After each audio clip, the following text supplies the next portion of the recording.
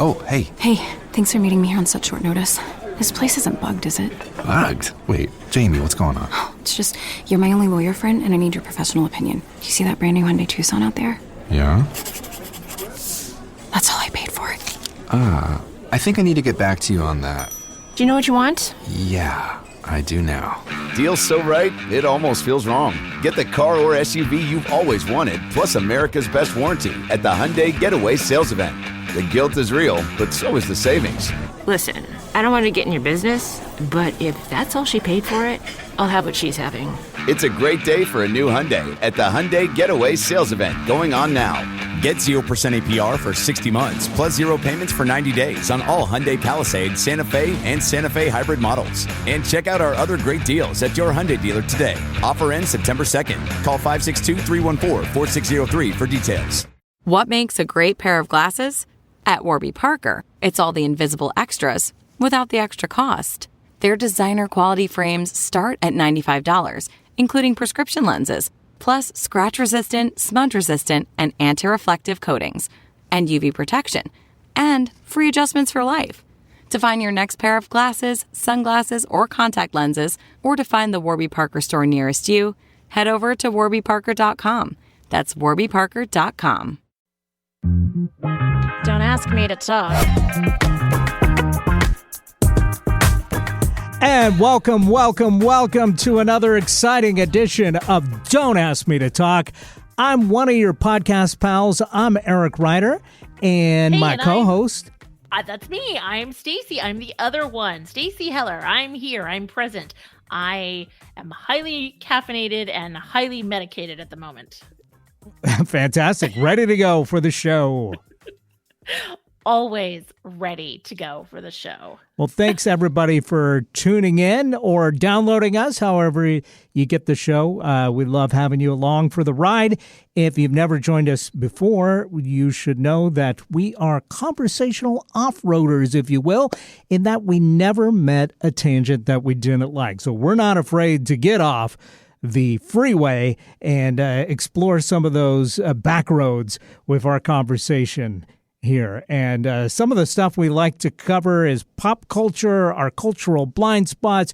We've got an advice column going on called Dear Krabby, and we've got a wheel o topics that we like to spin that tells us what we'll talk about in our final segment of the show, or as I like to call it, our top topic of the week. And Stacy is the one that picks up a bunch of different great topics for us to choose from, or for the Wheel O topics to choose from. So that, in a nutshell, is kind of what we do here on the show. So if you're joining us for the first time, that's kind of the 101, if you will, the Cliff Notes of the program. So, and that's all we have time for. Yeah, sorry. I just thought we haven't done that in a little while. No, we haven't it's so good. kind of expressed what we do on the show here. So I'm hoping that we have new people joining us each week. And when they do, they may be confused. I know I am. So we're always confused. Well, and now that I have actually posted on our Facebook page, and I'm on our Instagram up, page. I mean, yes, I'm sorry, on our Instagram page. Same company, same giant evil corporation. Well, exactly. Now that it has been 6 months of past shows that I had not posted about, it's pretty exciting. I've posted, I've made cute Instagram posts for all of it. And so great news for all of those long car rides that you have with family where you're trying to avoid them, or you're looking for something to listen to that's going to make you laugh, or you've got a long commute, whatever the situation is, guess what? You can listen to us. Take us along for the ride. Totally. I mean, we're conversational trailblazers, and now while you blaze your own trail, we'll go along and keep you company. Yes, yeah, we're like the It Follows of podcasts. Once you start, you can't get rid of us. Pretty much. We're like, we're oh my gosh, you. you're listening. That's right. I will say that going and creating posts for all of these episodes, it was really fun to go back and see some of the things that we've talked about. We've fun. Yes. We talked about a shocking amount of topics on the program. A shocking amount. Yes. I mean, we have left no conversation unturned. And yet, here we are with a new episode. That's right. Back at it. So, Stacey, how's your week been? We had the 4th of July last week. Yes, we did. Did you have a good one? So you may remember last week I had the ankle situation. Yes. How's your ankle doing? Well, or ankles, I guess. Probably both were having issues, I think. Nope, it was just the one. Oh, just the one? Okay, good. It's the right ankle. And it's bad when your husband squeezes your ankle and is like, it feels spongy. I'm like, stop talking dirty to me. Right. So that was depressing. I finally got in to see the PA. I now understand why, when I was making the appointment, they kept talking about, when you're going to see our PA, Rick Massey. I was like, is he like a rock star? Like, what is going on with this Rick Massey? Well, they're definitely trying to emphasize the fact that Rick Massey is not a doctor. So when I had the appointment, I don't generally like to go to the doctor. I'm like, it's fine. And my kids are literally like, dude, you are dragging your foot like it's a club foot. This seems bad. So I go in, I see Rick Massey, and he's like, well, I see no cut and you don't know what happened and there's no injury. And I do see that you have some slight edema, swelling, by the way. That's what that means. Ultimately, he was like, so what are you here for? And I started to like get weepy, and I was like, quality of life, Rick Massey. Right. I can't walk. And so I think that because we're in a more rural environment, I don't think farmers go in unless like the arm is missing. And so even then, Rick Massey's just like, walk it off. Yes, totally. I mean, I guess there's an expression among nurses. My daughter, she has a couple of friends that are nurses, and it's like, if it's a farmer and they're coming in, like, get the trauma team. It's bad. Right. And so the fact that I was there, he's like, why are you here? Wow. Like, in this economy, what is self-care? Because ankles don't just start swelling by themselves, usually. Well, that's usually indicative of an issue. Come on, Rick. He was like, do you have a high salt diet? I'm like, that's rude. I'm like, are you suggesting what my co-host on my podcast suggested, that perhaps it's the diabetes? And he said that it did not look like that. It was not presenting as gout. It was not presenting as something that would be diabetes related. Right. He feels that it is a past injury, from my sports salad days. Okay. When I was super active, right. And that either my footwear, all that cliff diving you used to do in your 20s. Right. Yeah. Right. That it has triggered an old injury, and that it is going to take time. So essentially what he told me is that you are old, shit's going to fall apart. So that's it. That was that. Wow. Yep. Yeah. So you have no idea. I have no idea, and neither does Rick Massey. Okay. So, wow. But I am now on a steady diet of NSAIDs, which I didn't know what an NSAID was. And now when I go to the medicine aisle, things like Advil and Motrin are an NSAID, which I thought was spelled INSAT. Turns out it's NSAD. Right. I didn't know that. You knew that? Yeah. What? I mean, it says it on the bottle, so. Okay, Eric, you know what? Who reads? Come on.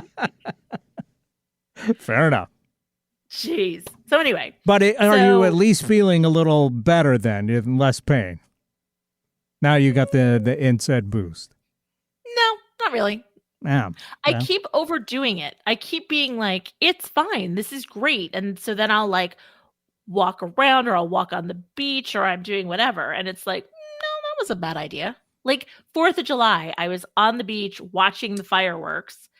And then I saw a big beetle walking toward me, not Ringo. And I haven't scurried that quickly. And I proceeded to sort of twist my ankle in the sand. So yeah, I don't know what that thing was. It was big. So you ran away from a bug and hurt yourself further. It was a beetle and it was big. Yeah, it was one of the Wiggles, which if you listen to last week's show, then you know what I'm referencing. Well, beetles are bugs. Whatever, man. Just because you're accurate doesn't make it interesting. Fair enough. Fair enough. Once again, quoting John Mulaney. How was your 4th? How did Gertie fare? She did great. Yeah, she did really good. We left her to chill out by herself, and that's what she did. Made the right choice in closing the basement door, because when we came back in, we found her right by the basement door.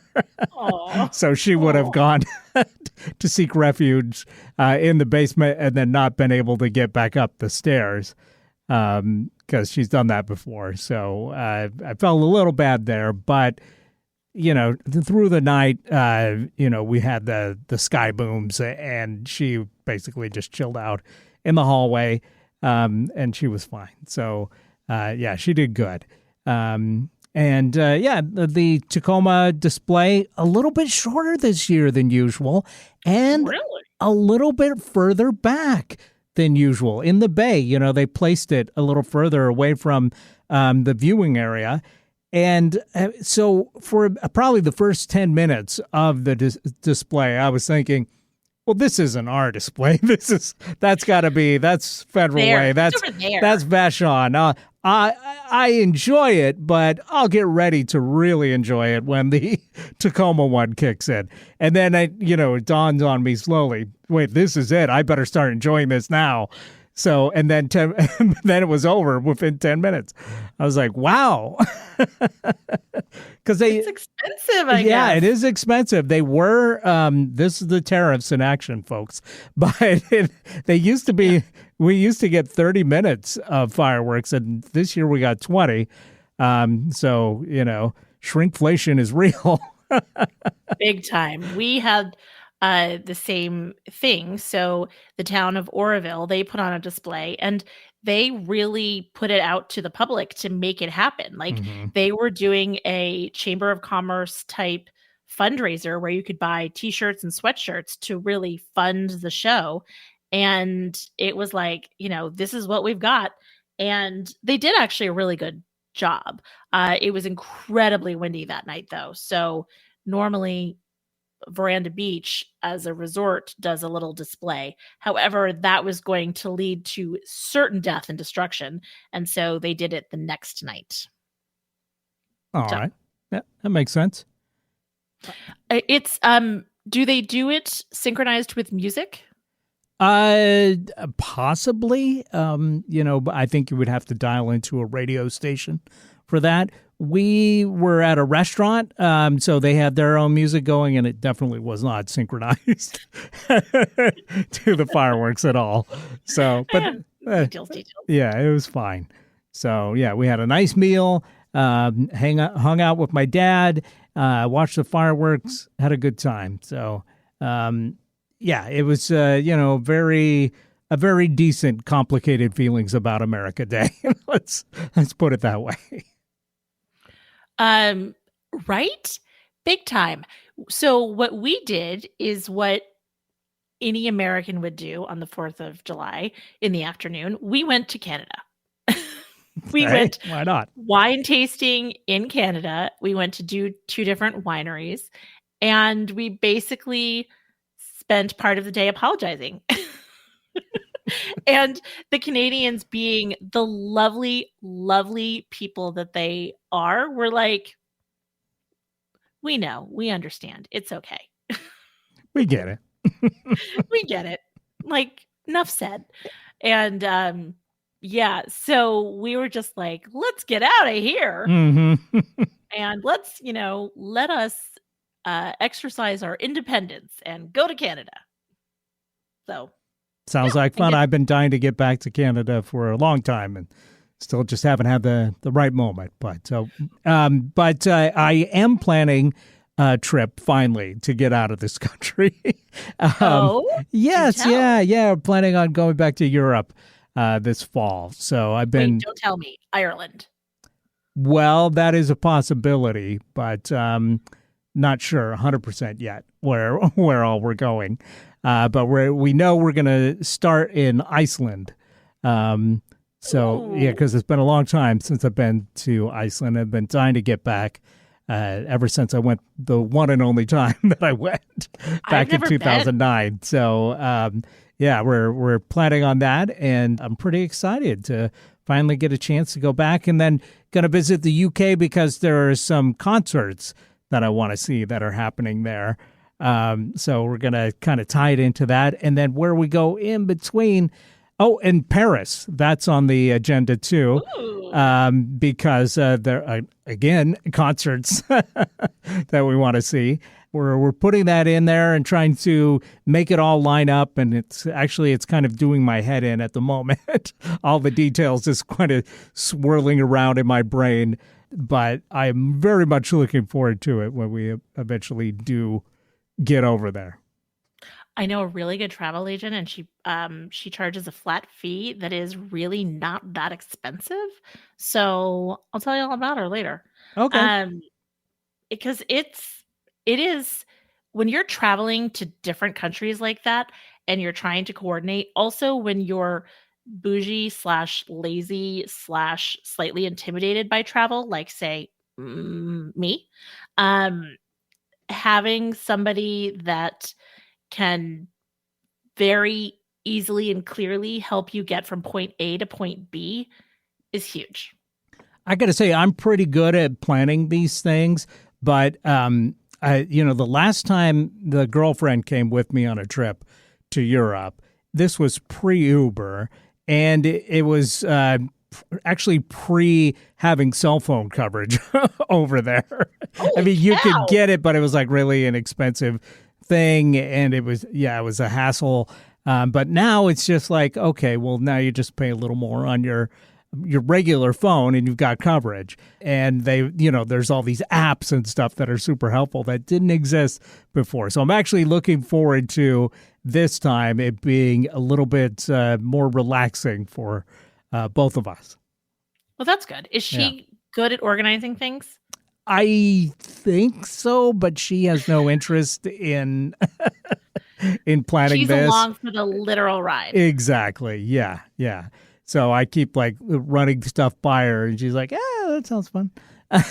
So it's like, okay, this is on. Like, that sounds fun. Are you paying? Yeah. Which is fine. I don't mind it, but the problem is that when she's over there and not having a good time, I feel like I'm to blame. You know what I mean?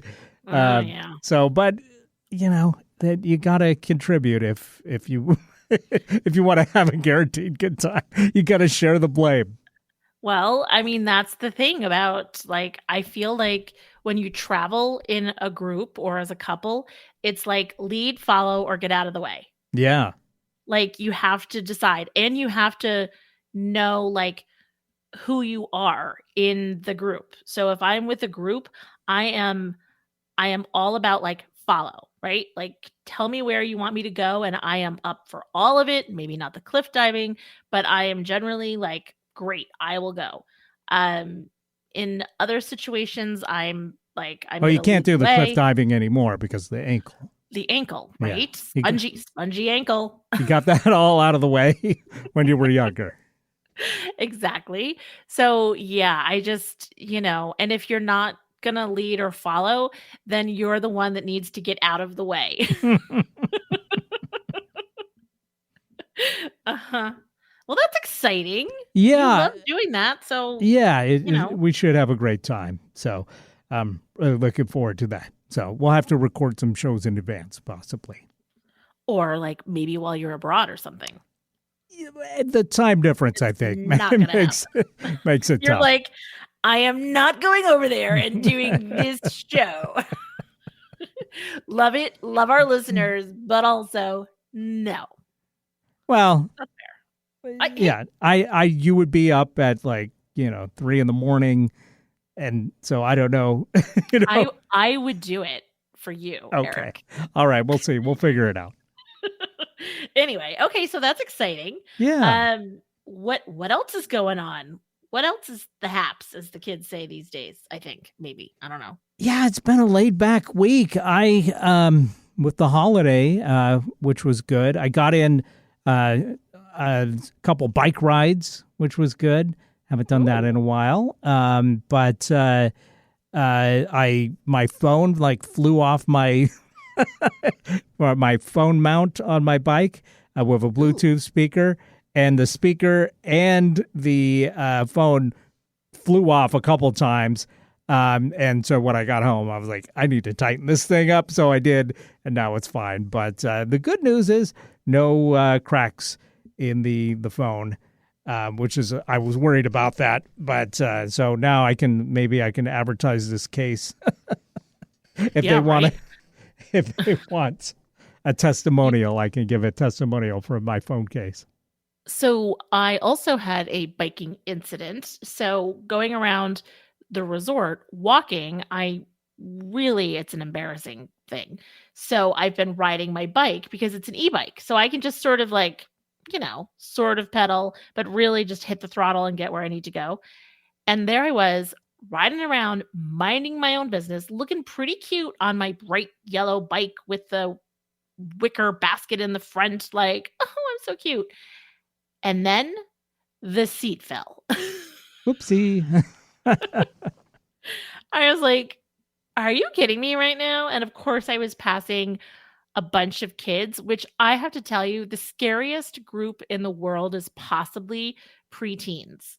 Oh, yeah. Because when they laugh, you're like 100% they're laughing about you. Uh-huh. Yep. So, and if you tell them off, they can swarm. Totally. So, it is. You never know when it's going to turn ugly. 100%. There's it's Lord of the Flies out there. It's 100% dog eat dog, as they say. On SNL this past year for their 50th anniversary, they did a bunch of ads and things like tie-on. And the group that does the videos for SNL, Please Don't Destroy, they did whatever the Mayhem commercial is, whatever that insurance company is. And they did one about... Pretty sure that's Allstate. Yeah, okay. They did one then with Allstate about parallel parking in front of this exact age demographic that we're talking about. And they're freaked out. And I was like, these ads are good because it is such a universal truth. Right. Yeah. So, it's fine. It's fine. The problem is I was also intimidated when I was part of that age demographic. So what does that say? Yeah, Whatever. I get that. Yeah. Yeah. All right. All right. So neither of us really had a lot going on this week. No. Do you remember a few episodes stuck in ago? stasis. Yeah, totally. A couple episodes ago, or maybe longer than that, I was talking about a card game that my in-laws introduced, Hand and Foot. You suggested it was a disease. I replied, no, that's foot and mouth. Anyway. Because you don't get jokes, but that's okay. Whatever. Yeah, you're right. I don't. Because I lost my sense of humor playing with my kids. They were like, this is a really fun game. And I was like, this game sucks. It's the worst. So, so that also happened. So it turns out that I'm a pain in the ankle, no sense of humor, bike seat falling old lady. Sounds like a rough week. It's fine. Thanks, Rick Massey. Wow. Yep. So Anyway, on that note, let's take Am a I- freaking break. Am I going to have to bleep his name? No, you think that Rick Massey, and I didn't mention where he's from. Right. It's fine. And you know what? I didn't say he was a bad guy. I just said that He's not a doctor. That's a fact. And his And he's got a bedside manner callous bedside manner. left something to be desired for the Fair bougie patient that he saw. All right. Well, we are long overdue for a break. So let's take this break. When we come back, we will do our couple segments that we like to do in the middle part of the show, which of course are We have Dear Krabby, and then we have, of course, our cultural blind spots. Yes. So stay tuned. Everybody will come right back and we'll dive into those.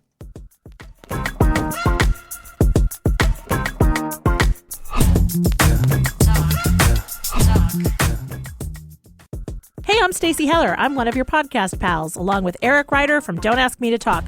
Are you liking what you're listening to? Awesome. We would love if you would follow us on social media. We're on Facebook and Instagram as Don't Ask Me to Talk. We also are wherever you find your favorite podcast. You can follow us, subscribe, like, rate, whatever it is that you do. You can also email us. That's asking@don'taskmetotalk.com. And if you'd like, text or leave us a voicemail at 475-999-2726. Basically, we'd love to hear from you. Thanks for listening. And we're back right here on Don't Ask Me to Talk. I'm Eric Ryder. Hey, I am Stacey Heller. I'm the other one. Yes, You know, we are the your other co-host. podcast pals here. And this is the part of the show where we take your questions. If you're asking for advice, we are all too happy to answer it. We've got between us over a century's worth of experience that we can apply to any question. God, that's so depressing. And that just falls right into my fears about being that weird old lady at the lake. Uh-huh. But yes, I was approached with a question. Fantastic. So I'm excited about that. So it was a question about, as your kids are getting older, now I'm talking about, let's say, college into post-college years, and maybe before grandchildren, it was broached, because this, of course, is where I have kids, and I didn't have a clear answer. When do you stop going on a family vacation?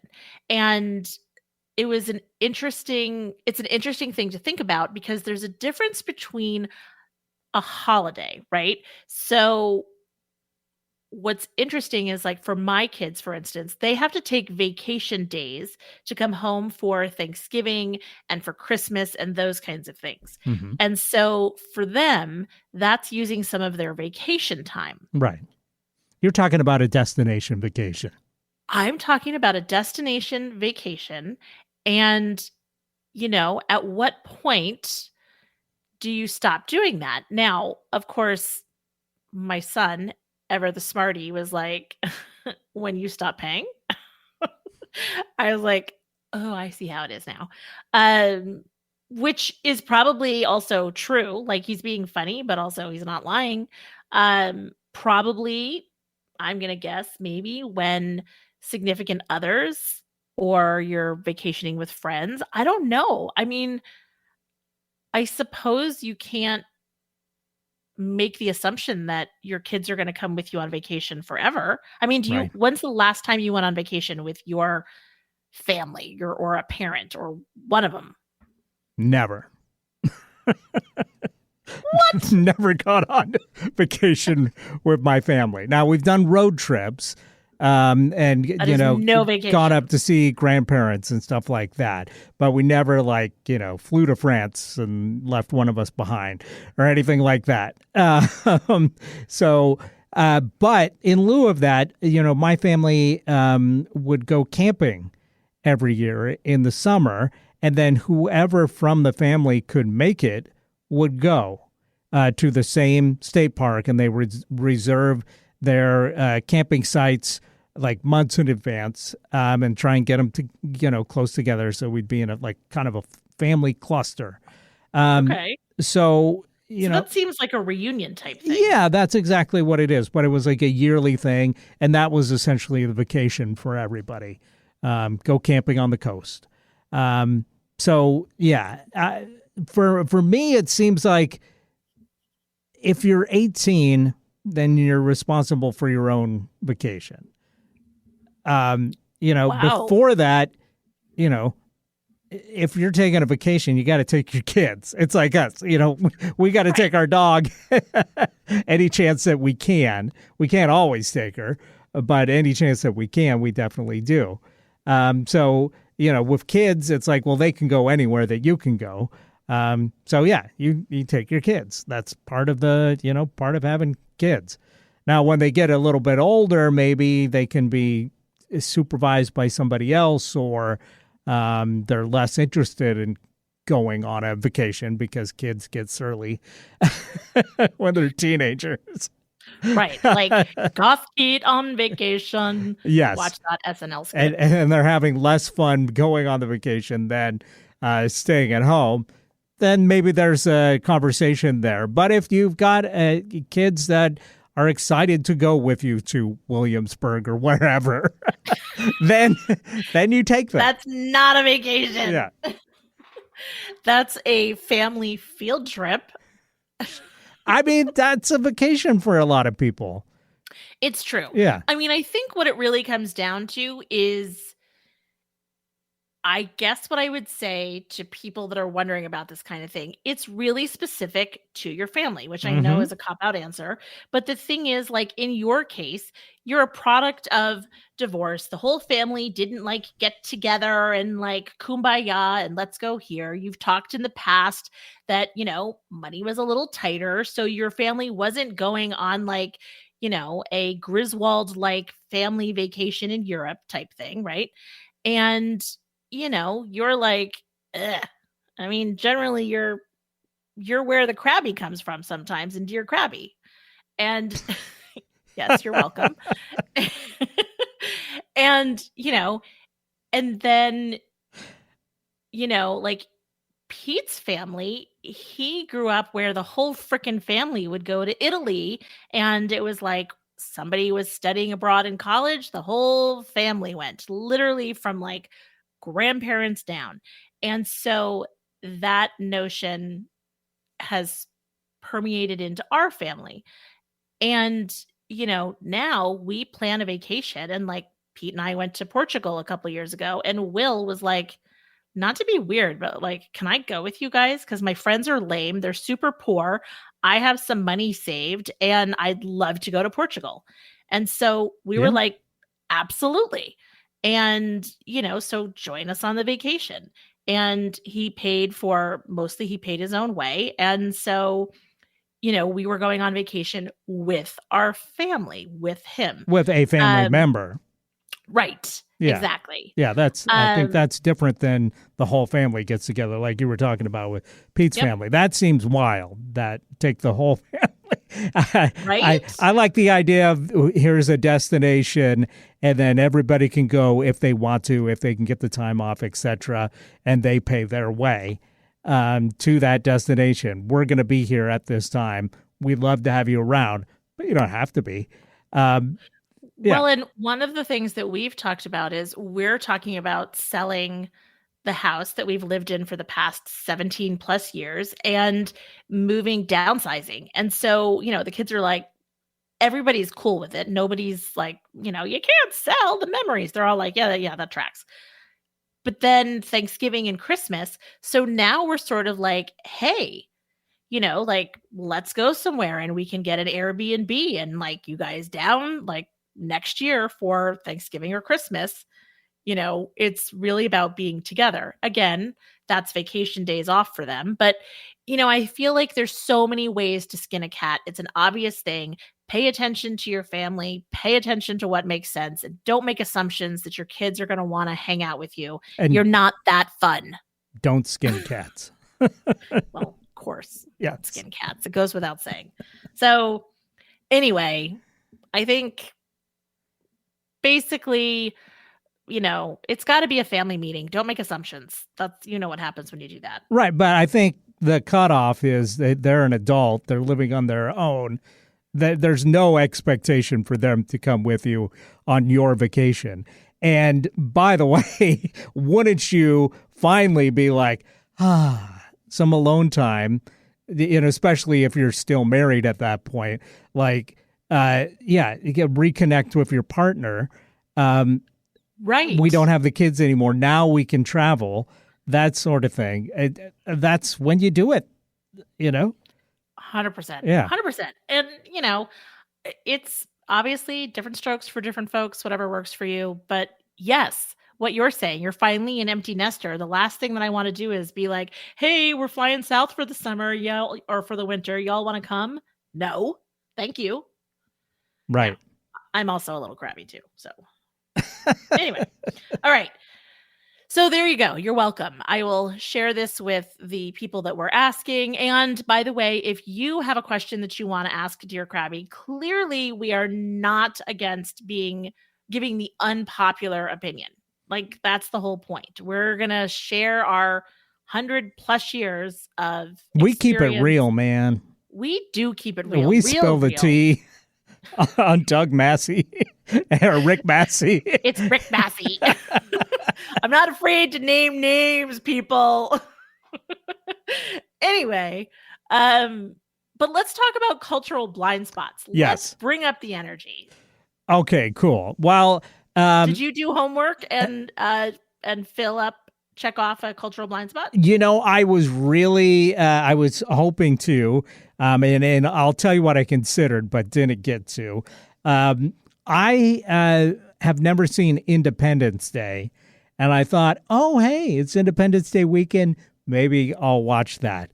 But then looking at the runtime, I didn't have a window of time this last week to actually watch it.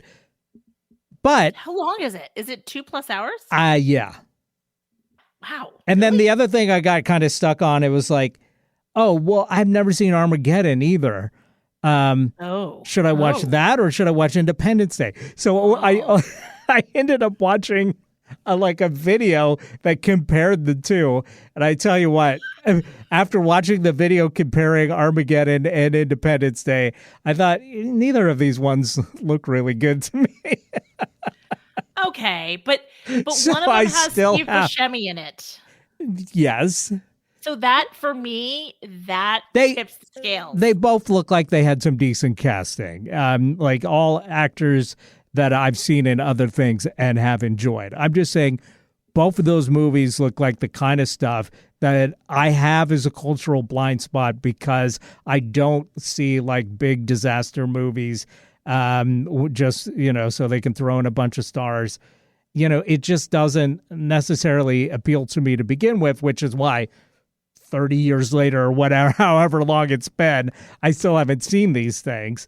Fair. Sometimes I think, well, maybe I should check this out.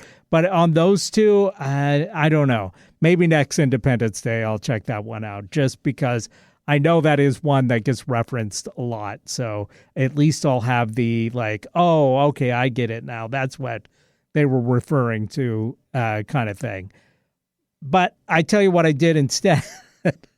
Yes. I started watching this show on Apple TV called Murderbot, which is a lot of fun and well worth checking out if you're looking for a new series to binge. Is it about AI? Absolutely, yeah. It's Hey. yeah, in a roundabout way, in that it's set in the future, and there's space exploration, and the people doing space exploration basically to get insurance have to buy a security unit. And so this show follows some folks doing some exploration on a planet, and they bought basically the cheapest security unit that they could, which is a kind of an android, and he's I have a vision of what's her name from the Jetsons, Rosie. Yeah, but it's it's played by one of the Skarsgårds. Oh, So okay. There you go. it's kind of a tall, beefy robot yep. instead of a 1950s robot in a housemaid In a outfit. frilly, Yes. right. Okay, fair. But wouldn't it that is- be interesting seeing a Skarsgård in a frilly maid's Sure. costume? No, that would be funny. All right, But go on. yeah, it's basically he has hacked the part that makes him obey everybody's commands, unbeknownst to everybody besides him.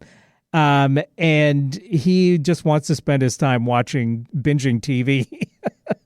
So it's You get what you pay something for. you can really relate to. And all these folks are coming to terms with the fact that there's this humanoid that is supposed to follow what they say and do what they say, and the ethical concerns around that. It's actually really funny, but the effects are also really great, and the writing is really brilliant. So I'd say this one is one that I would recommend. I don't know how big it's taken off. Like Severance, for instance, it sort of became like a cultural phenomenon. So I think I could definitely say, well, that if you haven't seen that, that's a cultural blind spot. But Murderbot, I don't know how well it's doing. If but it qualifies, yeah, yet. we'll see in a couple of years. I think. I think it's definitely worth recommending. Yeah. I actually watched something. Oh yeah. I know, shocking. Yes. So my kids were watching Grown Ups 1, 2, and apparently there's a 3. I have never seen any of them. Those And movies that, I've never seen them either. Because let's flat out, they look awful. So you can burst this bubble or confirm it for me. well, I'm going to do both. Here's what I'm going to say. It is everything that you expect it to be from an Adam Sandler movie. And So bad. watching, well, no, like silly and like, let's get a bunch of friends together and tell a story about a bunch of idiots that haven't really grown up. And also, I'm going to say this. So bad. Watching it, I was like, say what you will, Eric, about Adam Sandler movies. The guy's got heart. At the end of the day, whatever teasing is done, whatever happens, there is genuine heart to his movies. And I was like, okay. So I watched 1. I have not yet thought about watching 2 and 3, but those types of movies are generally a cultural blind spot for me because I'm always like, please, I'm way too good for that.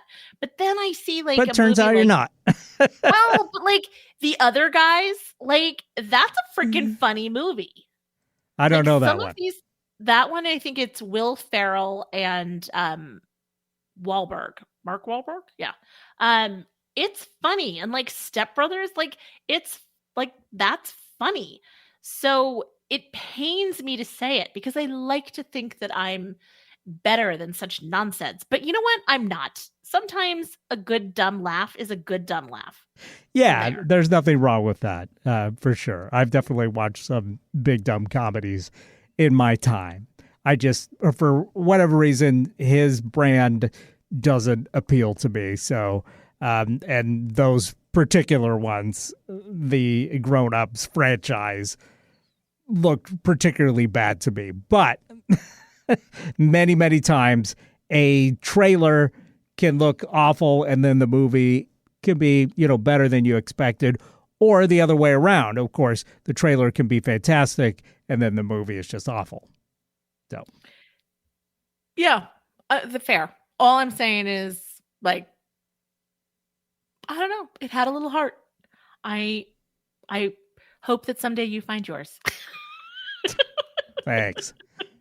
Oh, then I'll also add that the other thing that I have been doing is catching up on Taskmaster. We talked about this on the show a while ago. Yes. Game show, right? Yes. From the UK? Yeah. Yeah. And the Series 19 just wrapped up, and it was a really good series. and actually featured an American for the first time on there. Really? Yeah. Jason Mantzoukas, who's very funny and part of the How Did This Get Made podcast. And so, if that got me hooked back in. And so I watched all those, and then I went back and watched the last couple of seasons too, or series that I hadn't seen yet. And they've all been very funny. And now they have Junior Taskmaster, which is like a version for kids with kid contestants. And I think this may be funnier than the adult version of the show. Really? Are the kids, are they like smarter? Are they more curious? Like They are the most what is it? precocious children on the planet. That's like those baking shows. I'm like, what the heck? Like one kid's wearing a T-shirt that says, "In fairness to me, I was left unsupervised." Oh my gosh. That's funny.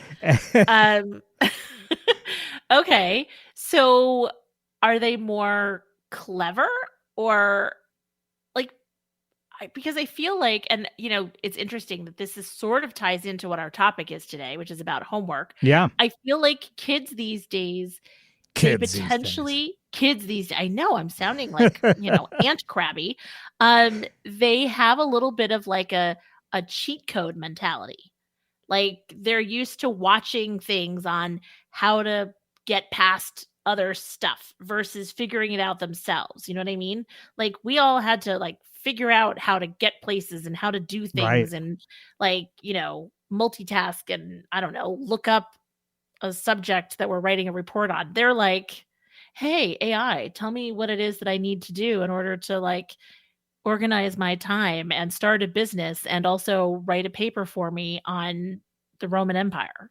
Well, one thing is that all the contestants essentially on whether it's the adult version or the junior version aren't allowed to have smartphones to help them with the task essentially.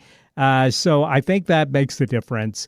But, and maybe it's also like, maybe British kids are just smarter. Sorry, American kids. But, the thing is, it actually made me laugh because it so much reminded me of my niece, who is like also super smart and super precocious. So, I don't know, but it's it's very funny and worth checking out if you got a few minutes. It's all on YouTube. So you can just put in Taskmaster. They've got their own channel. And yeah, all of them are great. You can't go wrong. That's kind of fun. I also like Michael McIntyre. His stuff, it's older, but British comedian, I think. I don't know my British stuff. But he does stuff where you're like, it's a very huge, elaborate, like prank on someone where they think they're coming to tour something, whatever, and then they end up like the star of the show and they've always wanted to sing and do something, and he sets it up, and so blam, you thought you were going in to see like a ghost, and it turns out you're actually now going to sing in front of a huge studio and worldwide audience. Like there's a certain lovely, funny, dry, dark humor to the UK that I appreciate. Yeah, I'm not familiar with his stuff, but I'll check it out. Well, there you go. All right.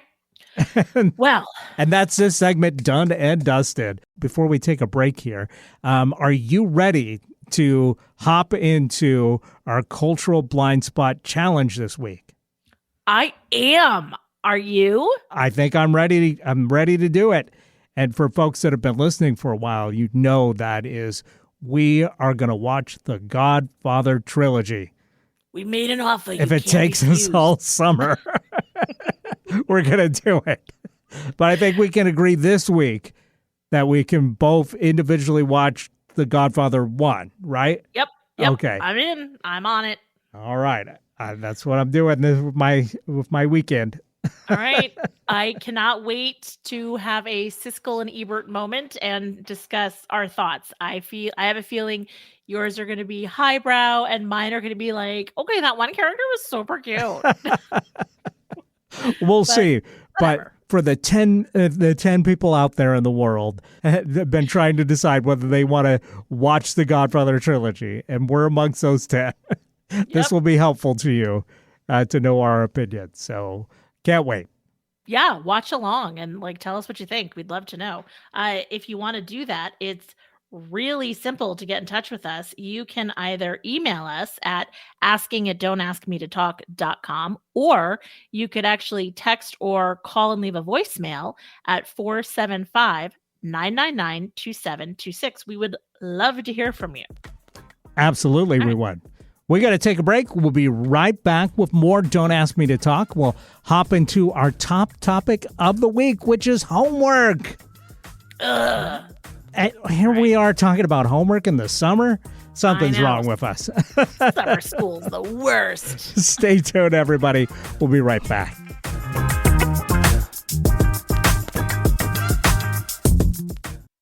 Have you ever considered working with an image consultant or stylist, but were worried about what the experience would be like? If that sounds like you, then Michael Bruce Image Consulting is here to help. They've worked with thousands of people, and many of those individuals have shared their experiences by way of style stories. Go to michaelbruceimageconsulting.com/style stories and check out what their delighted clients have to say about their experiences.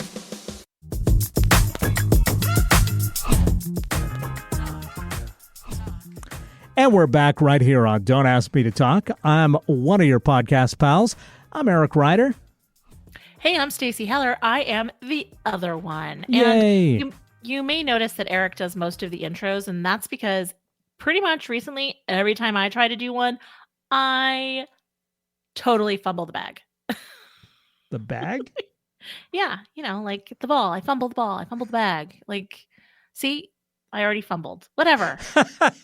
It's so hard being me. Let's talk about homework. It's so much easier. Are we playing hacky sack?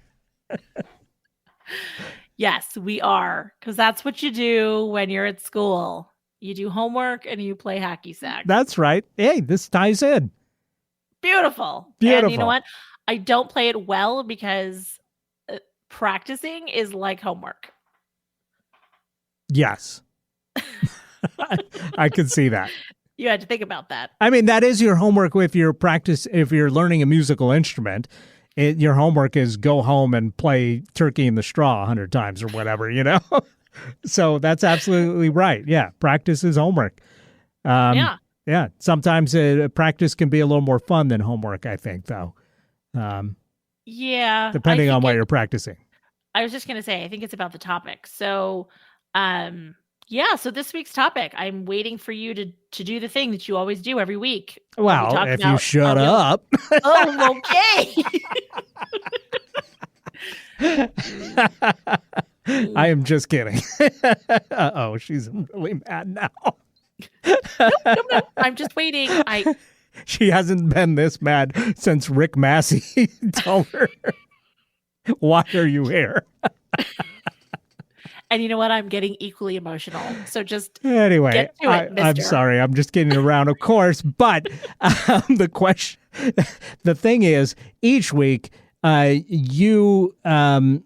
each week. You do this at various times. I see now I'm the one having trouble. But the fact is, you're the one responsible for putting the topics on the wheel of topics that we spin each week. And each week, I like to ask you, what was the inspiration behind the topic that you put on the wheel of topics? And so I would love to know. Homework. You're not in school. Your kids are out of school now. I tell you. Anyway, back to my cheat code comment. You're right. My kids now are all out of school. However, Charlie finishing up college, and he would talk about how, I have some homework. I can't really talk right now, Mom, which I'm like, lies, all lies. It's a great excuse. it's totally a great excuse because what are you supposed to say? Like, no, don't do your homework. So it just made me think about, this idea of homework. And yes, it's in college, but also there's so many arguments that are made like both ways. And also with the way that homework can be done these days, I sort of hinted at it when you were talking about the show Taskmaster, that kids these days have so many more aids that can help them with things. Back in my day, if you were doing a paper on the Holy Roman Empire, you had to go to the Encyclopedia Britannica if you were fancy, or the World Book Encyclopedia. Maybe if you were that kind of kid, you read a couple books on it and you typed it out on your typewriter, not even the computer. And, you had to put it all together. And then there was all the homework that you did in between.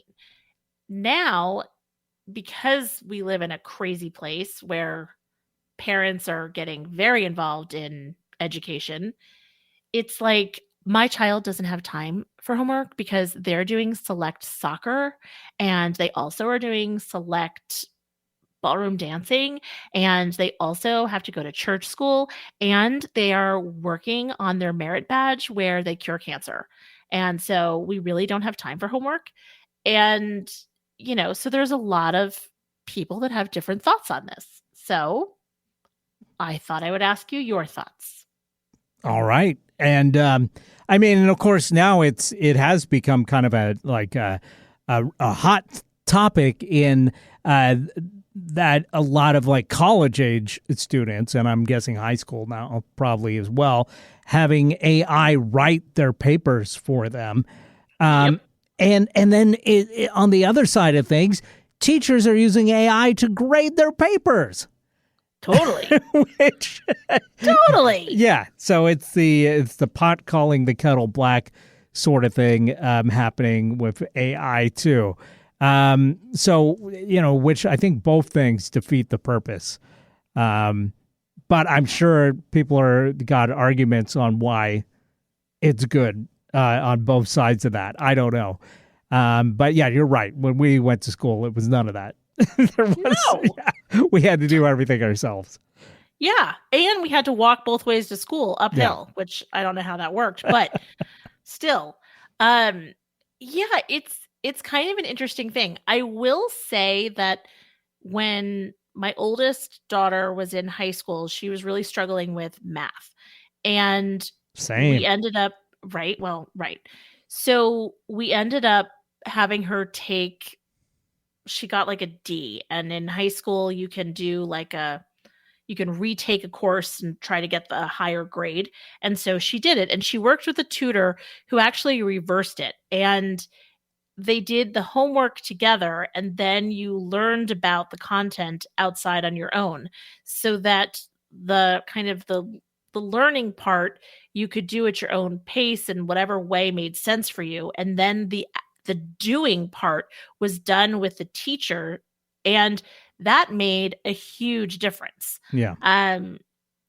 And so, that was a unique situation. Obviously, I don't know that you can always do it that way, but it's an interesting debate because are the kids even doing it? I mean, when they're little, I got to tell you, with my business, the way that I like to figure out what projects I'm working on with clients and my billing and that kind of thing, the coaches and the people that I've worked with, I literally say to them, the best time in my schooling life was when I had a workbook.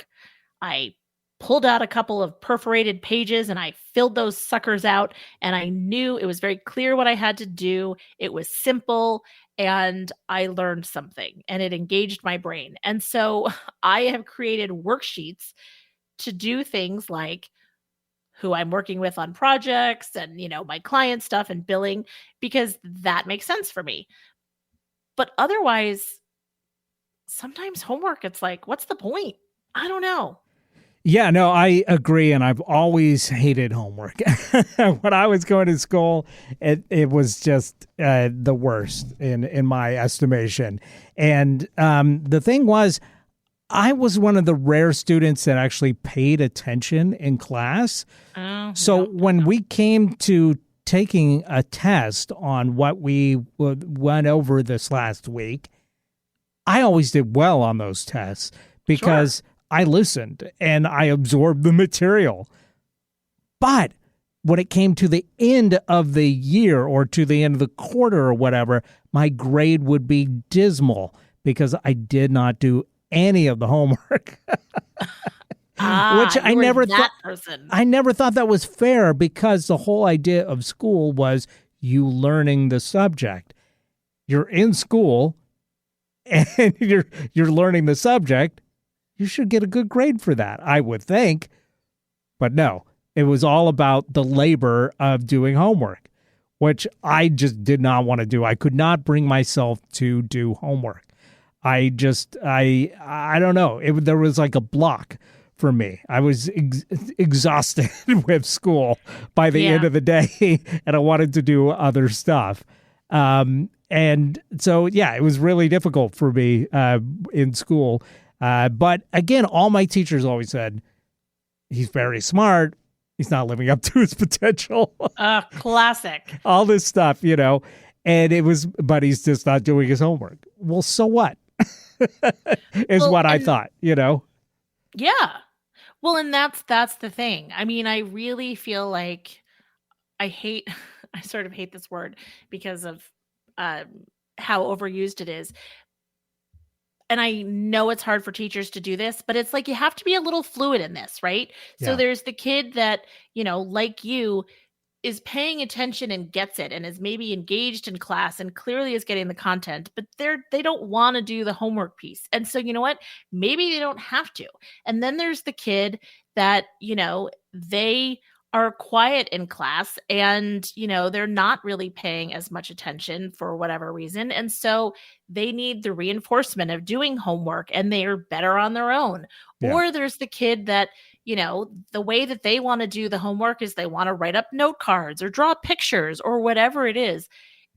I feel for the teachers because with the class sizes and all this kind of stuff, it's hard to meet the needs of every single student. So they have to meet the needs of the greatest denominator, but it's, homework, we've got to do better. Yeah, I always felt like, well, why can't they figure out something, what I mean, that allowed for people to learn how they want to learn. And as long as they were learning, then reward them for that. But I totally see it from the teacher's perspective too, which is I've got to deal with 30 kids. They all learn differently. I'm trying to use this the best that I can. So, and this is what, we've been told we have to do for years and years and years. So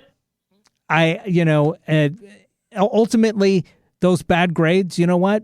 It didn't make a lick of difference in my life.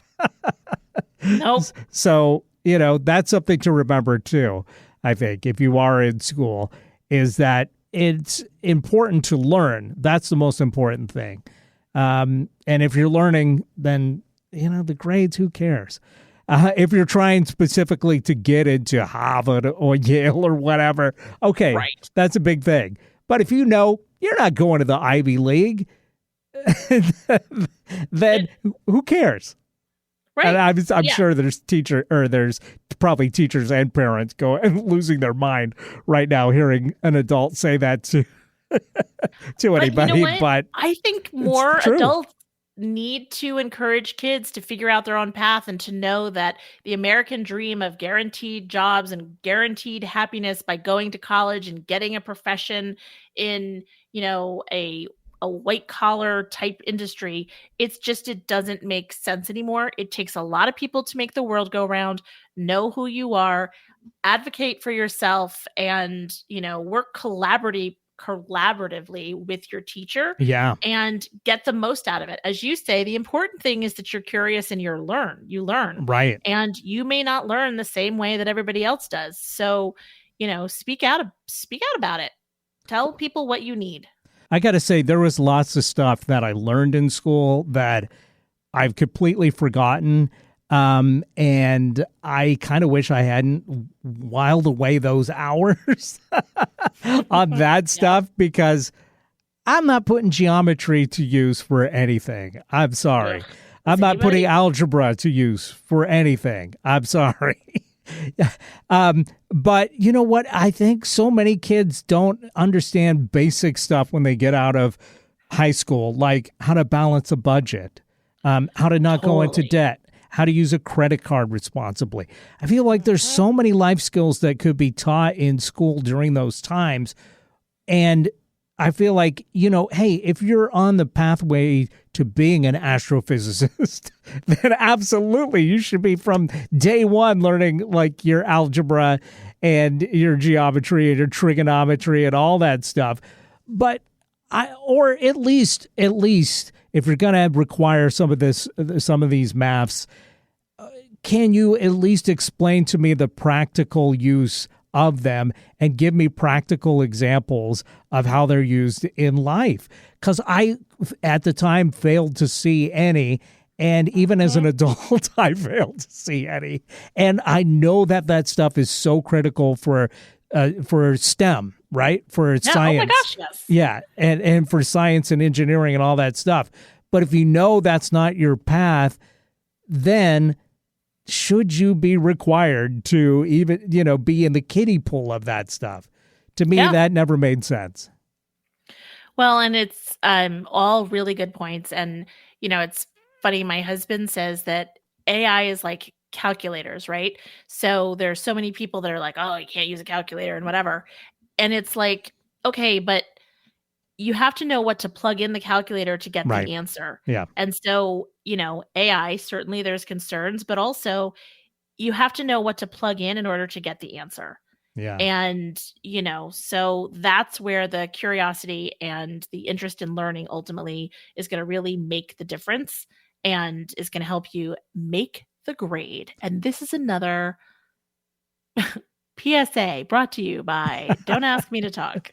Yeah, and the AI thing, that's only the tip of the iceberg because there's so much more that we could be said about that.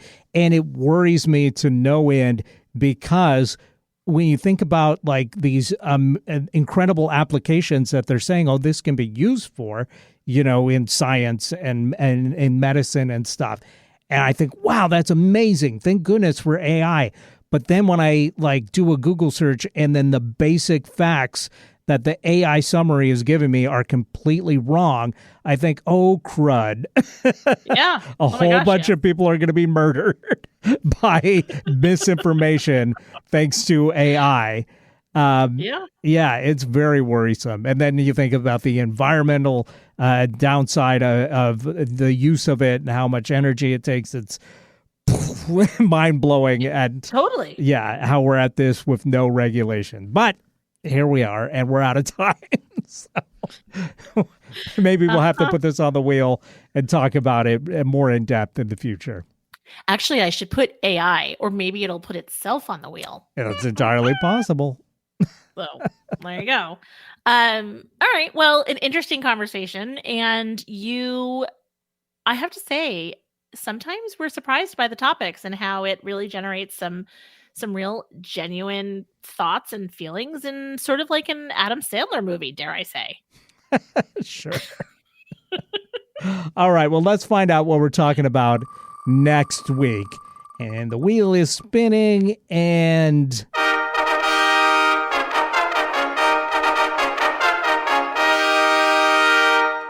pet parrot saying.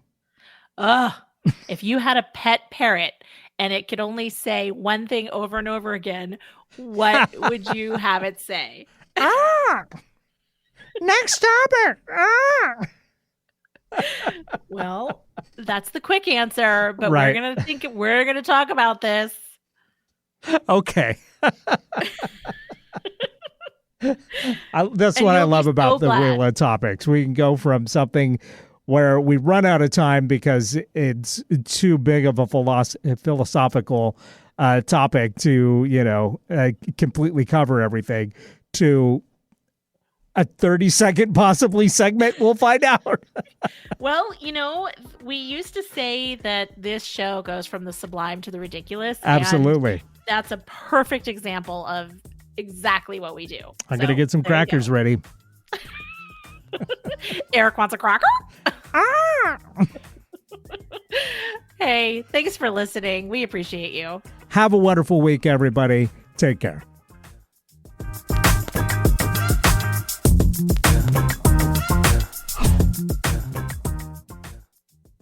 Buying a car in Carvana was so easy. I was able to finance it through them. Whoa, wait, you mean finance? Yeah, finance. Got pre-qualified for a Carvana auto loan, entered my terms, and shot from thousands of great car options all within my budget. That's cool that financing through Carvana was so easy. Financed. Done. And I get to pick up my car from their Carvana vending machine tomorrow. Financed. Right, that's what I said. You can spend time trying to pronounce financing, or you can actually finance and buy your car today on Carvana. Financing subject to credit approval. Additional terms and conditions may apply.